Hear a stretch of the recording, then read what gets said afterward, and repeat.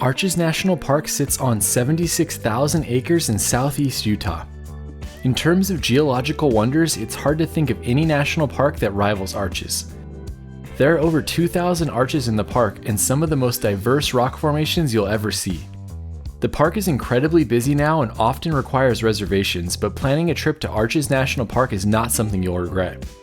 Be sure to stay to the end of this video to see sunset over Delicate Arch. It was one of the best sunset experiences I've ever had. Alright, let's jump into our one day in Arches National Park and let me know what I left off in the comments. We stayed in the town of Moab the night before and started our day at Moab Coffee Roasters. Got our coffee ready to head into Arches. Also, when in Moab, do as the Moabians do. From the city, it's only about a 15-minute drive to the start of the park. Entering Arches National Park. Note that this is one of the busiest national parks in Utah and they often have reservation systems to get in the summer. Be sure to check that in advance so you don't get turned away if you don't have one. First stop in the park, the Visitor Center. Extraordinary arches and awe-inspiring landscape. What to do at Arches? Everything. We don't really have to worry about this today since it's so cold, but in the summertime it can reach 100 degrees, so make sure you have enough water. The Visitor Center here is a really great one. It has lots of information on the people who lived in the Arches area, and it has a replica arch inside of it. As you leave the Visitor Center, the road heads out on a series of switchbacks that help you to climb the elevation up to where the park's main features are. We basically took one day to see everything we possibly could in this park, so this may be a really full itinerary if you don't want to go as hard as we did. Gonna hike the Park Avenue Trail. Pops is dropping me off here. Gonna pick me up over here, but we're gonna go look at the viewpoint first. Absolutely. The 1 mile each way Park Avenue Trail was our first stop. It's called Park Avenue because supposedly the rocks here reminded early visitors of big city skyscrapers. This is a primitive trail, so they ask you to follow the rock cairns on your way through it.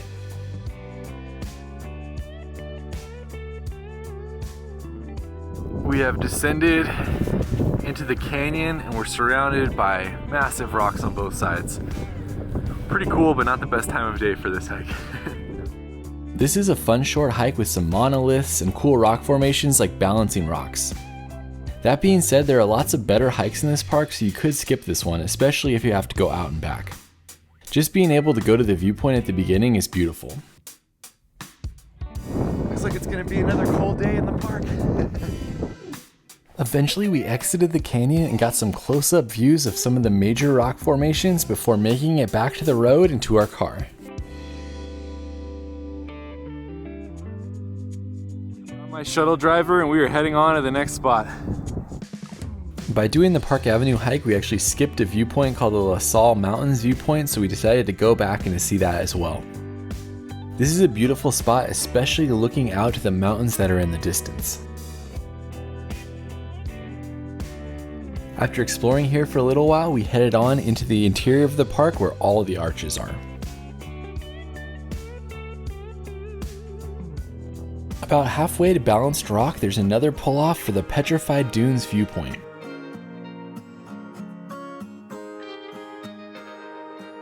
As we left there and continued driving, eventually Balanced Rock came into view. Our next stop is Balanced Rock. Balanced Rock is an iconic formation in Arches National Park. There's a little trail that walks up close to it and around the side. This trail has a portion that's wheelchair accessible. You can go to the right, but you can't go to the left. Just to get a feel for the location and how long it takes to drive through the park, Balanced Rock is about 9 miles from the visitor center. Just so cool to see all this stuff out on the landscape out there with the big mountains behind them. And the views in this park are beautiful. Here's the end of the wheelchair accessible portion of the trail. Balanced Rock is 128 feet in height. It honestly looks like it could fall off at any minute. As you're walking along the trail though, there is an option for you to get up close to it if you want.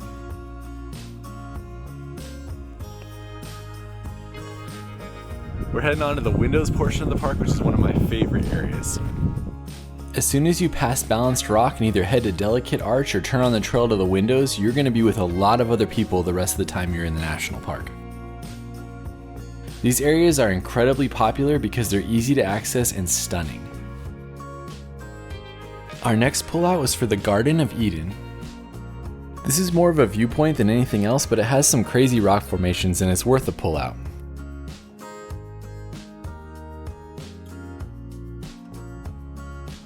Next up, the windows, which has a couple arches out there, and then there's another arch behind us.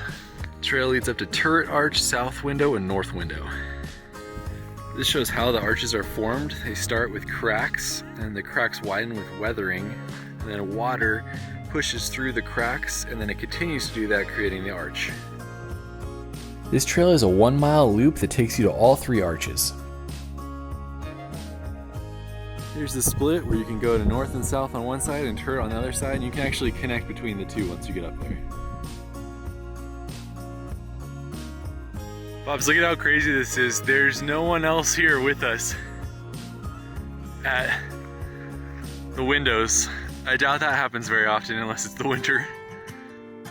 This is a great family-friendly trail as it's a gradual incline on some stairs to get up to the first window.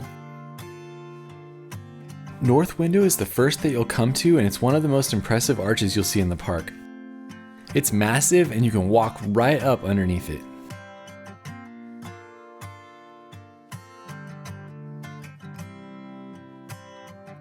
As you stand underneath North Window, you get a great view of Turret Arch across the way. From here, the trail heads on to South Arch and then over to Turret Arch. From the North Window, it's about a 5-minute walk to the South Window.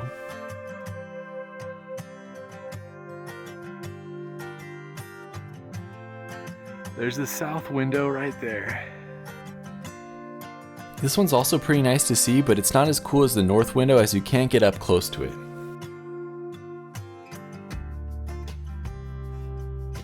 From South Window, it's another 5-minute walk over to Turret Arch to complete your 3rd arch for this trail. Pop says this looks like a head with 2 wings sticking out, the head being the middle. I think it looks like 2 eyes with a big nose in the middle. What do you think? Comment and let us know. Go with the wings. Turret Arch is probably the most unique of the 3 as it looks more like a keyhole arch and the others are just round. You can walk right up into the middle of this one as well, and you can get some great views looking through it towards North Window. Now we're heading back to the parking lot and to the arch that's right here. This area shares a parking lot with the trail to Double Arch. Here we are at Double Arch Trail, which other than Delicate is my favorite arch in the park. Going way out there. Pops is chancing the crazy wind that we have by wearing his cowboy hat. We'll see if it works out for him or not. You can already see the Double Arch out there. Double Arch is another family-friendly trail as it's about a half-mile round trip.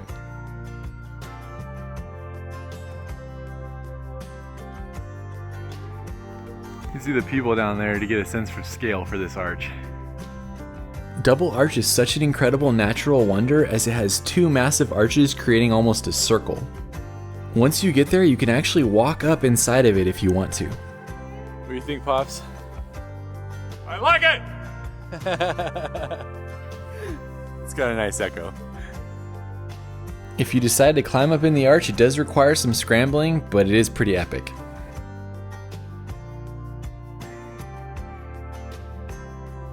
Climbed up in the arch.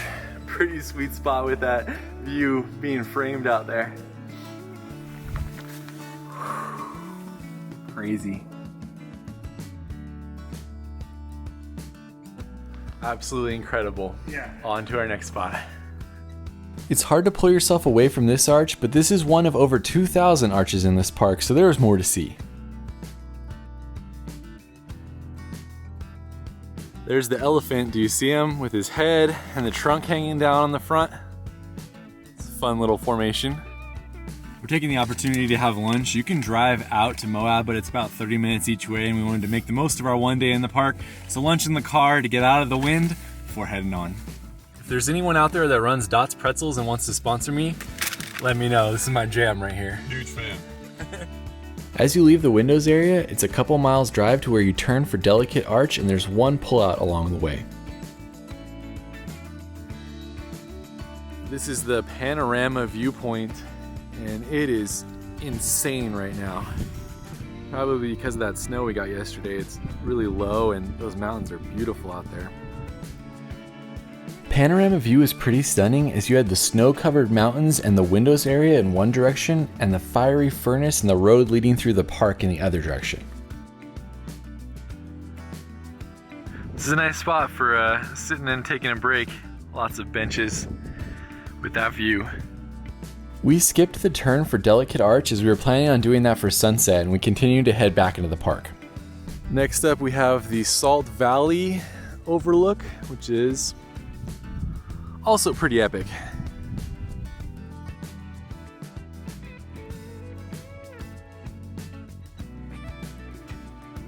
Last overlook is the fiery furnace. Apparently there's some slot canyon type things out there that you need a permit in order to hike past this point. I never even knew that the fiery furnace section existed before I came to this viewpoint. I'd love to go explore it on another trip, and let me know how it is if you know in the comments. After another 5 miles of driving, we made it to the Sand Dune Broken Arch Trail.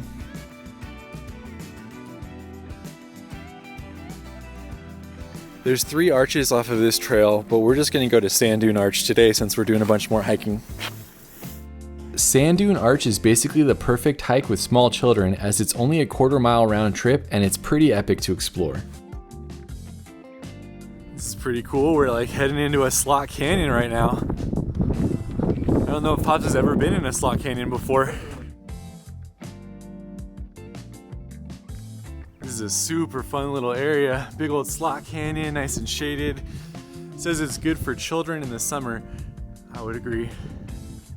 We have made it to Sand Dune Arch. It looks small, but it's actually pretty decent size. There's 6-7 Pops in the arch.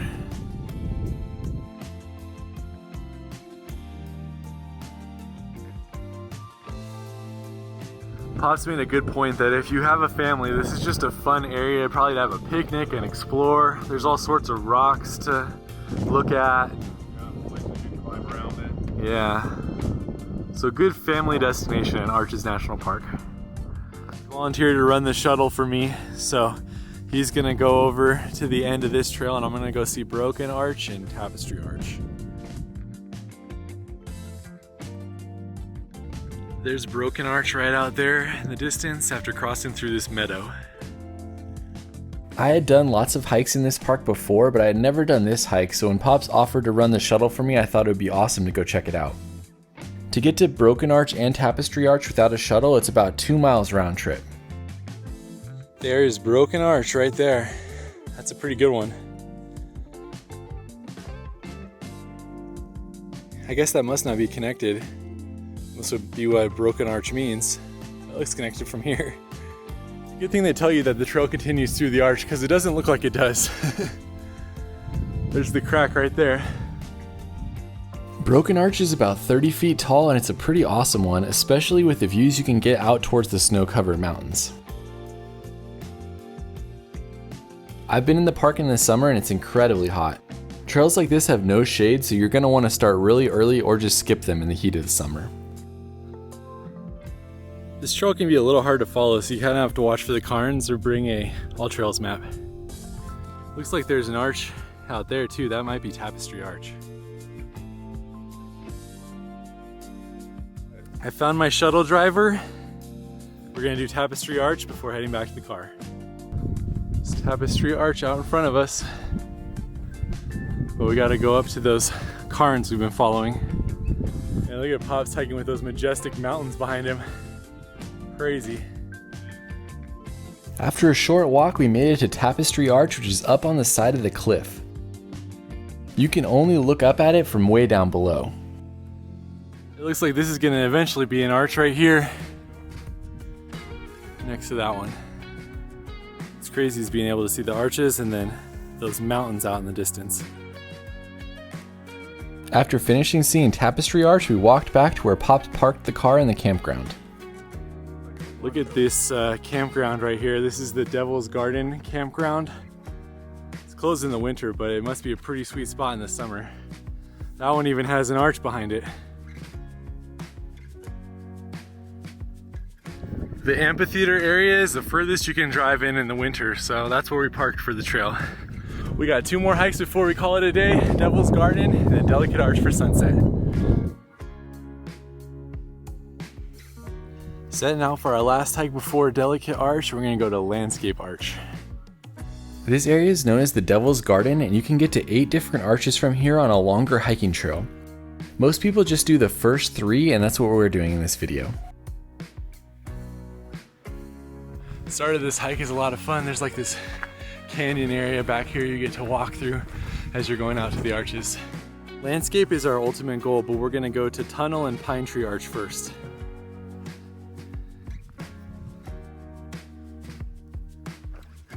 Pine Tree Arch that way, Tunnel Arch this way.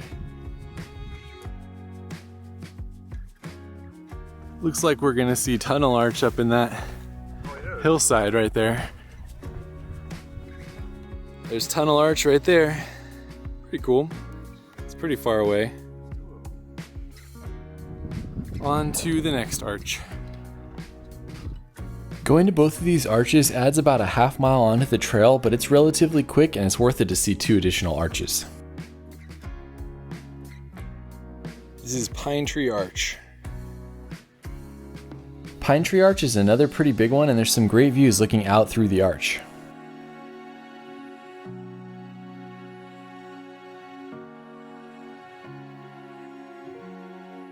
Heading back to the main trail, going up to Landscape Arch. If you don't do these additional 2 arches, then it's 2 miles round trip to get to Landscape Arch and back. Adding on the other 2 arches makes it 2.5 miles with an additional 50 feet of elevation gain.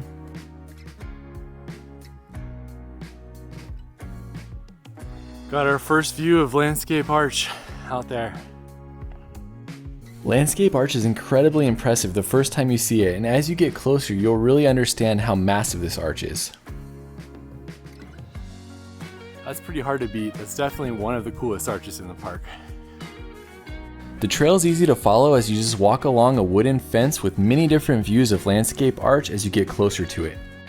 The trail used to go all the way up underneath the arch, but after a rock fall in the early 2000s, they made it come back so you can only see it from afar now. What do you think of Landscape Arch? It's amazing. You can't imagine how big it is. From pictures, you can't get the impression of how big it is until you're here. It's just massive. Yeah, that is supposedly longer than a football field, if you can imagine that.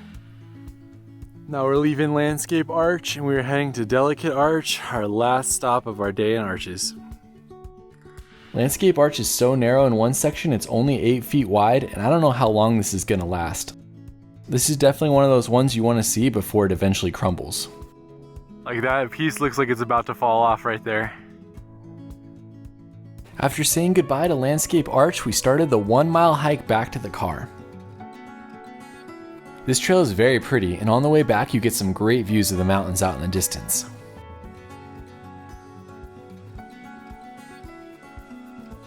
We first headed to the Delicate Arch Viewpoint before going to where we were going to start the hike. This parking area is to be able to see Delicate Arch view if you don't want to hike to it. It's far away, but I wanted to show it to you guys just in case people didn't want to hike. We are here. You can go to the upper one, which is a half mile, or you can just go to the lower one over there. That's where we're going. So there's the arch right out there, but we will go all the way to the viewpoint for you, because that's how we are committed to this YouTube channel. Delicate Arch, and then you are really far away here, but if you have a zoom lens, you can zoom in and see the arch out there. All right, so there's the viewpoint. Now we are heading on to hike Delicate Arch for sunset. This is the parking lot for Delicate Arch. In the summer, this thing fills up all day long, especially at sunset. But in the winter, there's a ton of open space. 1.5 miles each way, 480 feet of elevation. Heading out on the final hike in Arches, the Delicate Arch Trail. You can see the people going up the slick rock right there. Basically, right when you start the trail, there's a short spur over to the Wolfie Ranch. This is the remains of a ranch that was built in the early 1900s, and it's definitely worth checking it out. You can still look inside and see what life would have been like when they were living here. Continuing on the trail, you'll start crossing a bridge which goes over a little bit of water that actually exists out here in the desert. This trail is pretty much flat for the first 1/10 of a mile, and it's uphill all the way to the arch. Again, this is another tough trail in the summer as it's incredibly hot and there's no shade. When I did it in the summertime, I did it for sunrise, so I hiked this whole section in the dark. So don't underestimate this hike. After the first section, it's all steep. You go all the way around here, and then you just go basically straight up that section right there. We got here around 3:45. Sunset today is at 6, and we were on the trail by 4, so we could take our time getting up there, and then we could just hang out at the top and watch the sunset.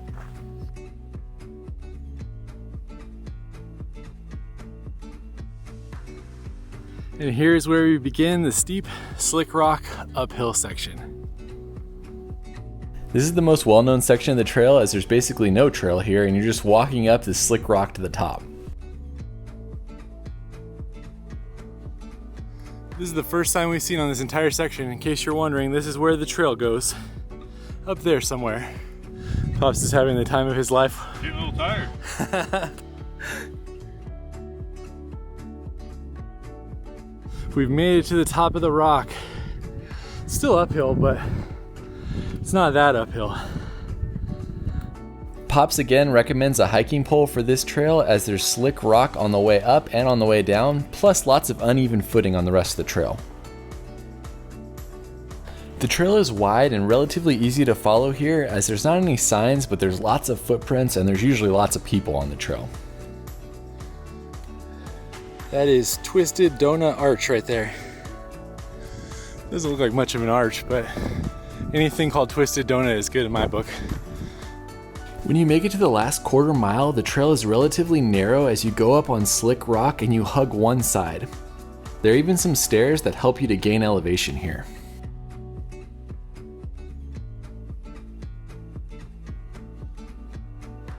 Might actually be Twisted Donut Arch right here.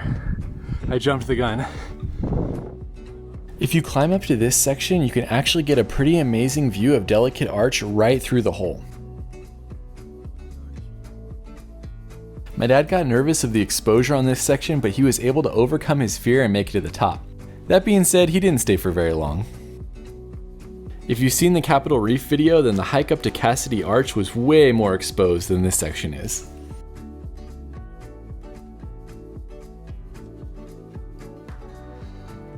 As soon as you round this corner, you've made it. Eventually, we rounded the final corner and you could see Delicate Arch. Woo! You made it.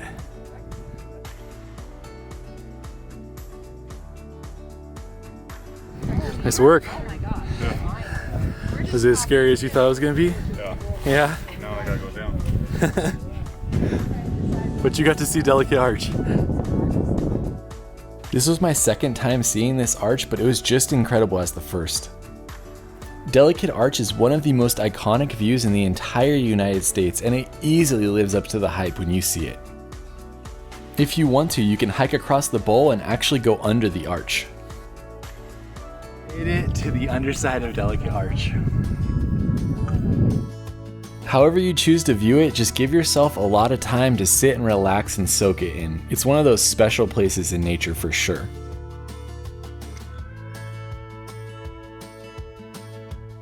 We're about 30 minutes away from sunset. It's already starting to get a little golden. Honestly, you can't get a bad view of this arch. It's just incredible walking around the bowl and just taking it in from all the different angles. This is a selfie video to show that Pops actually made it to Delicate Arch before he leaves. If you look closely, you can see the fear in my eyes. I spent another 45 minutes up here just watching the sunset. It was better than I could have ever imagined as the colors just continued to change on the arch.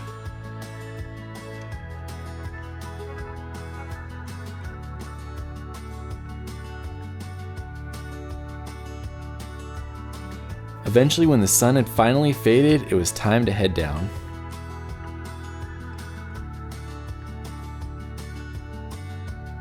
Wow, I don't know what else to say about that. That was one of the coolest sunset experiences I've ever had.